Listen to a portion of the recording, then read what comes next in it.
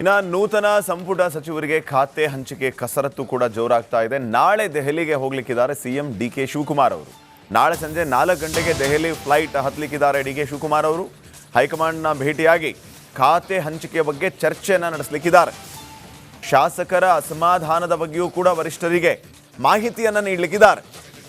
ಸೋಮವಾರ ದೆಹಲಿಯಿಂದ ಮುಖ್ಯಮಂತ್ರಿ ಡಿಕೆ ಶಿವಕುಮಾರ್ ಅವರು ವಾಪಸ್ ಬರಲಿಕ್ಕಿದ್ದಾರೆ. ಈಗ ಅಸಮಾಧಾನಗೊಂಡವರನ್ನು ಸಮಾಧಾನ ಪಡಿಸೋದು ಹೇಗೆ, ಮತ್ತೆ ಈಗಾಗಲೇ ಪ್ರಮಾಣ ವಚನ ಸ್ವೀಕಾರ ಮಾಡಿದಂಥ ಸಚಿವರ ಮಧ್ಯೆ ಏನಾದರೂ ಅದಲು ಬದಲು ಆಗುವಂಥ ಸಾಧ್ಯತೆ ಇದೆಯಾ?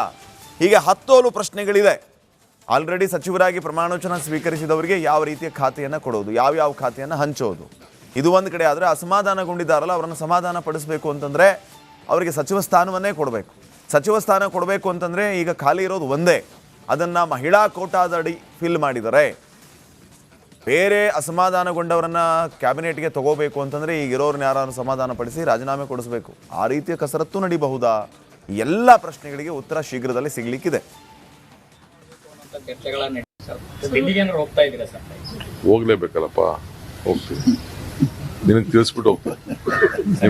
ನಿಮ್ಮ ಹತ್ರ ಅಪಾಯಿಂಟ್ಮೆಂಟ್ ತೊಗೊಂಡು ಹೋಗ್ತೀವಿ. ಸರ್, ಕೆಲವರು ತ್ಯಾಗ ಮಾಡಬೇಕು ಅನ್ನೋಂಥ ಚರ್ಚೆಗಳ ನಡೀತಾ ಇದೆ ಸರ್. ಈಗಿರುವಂತ ಅಸಮಾಧಾನವನ್ನು ಶಮನ ಮಾಡಲಿಕ್ಕೆ ಆ ಥರದ್ದೊಂದು ಪ್ರಯತ್ನ ಆಗ್ತಾ ಇದೆಯಾ ಸರ್?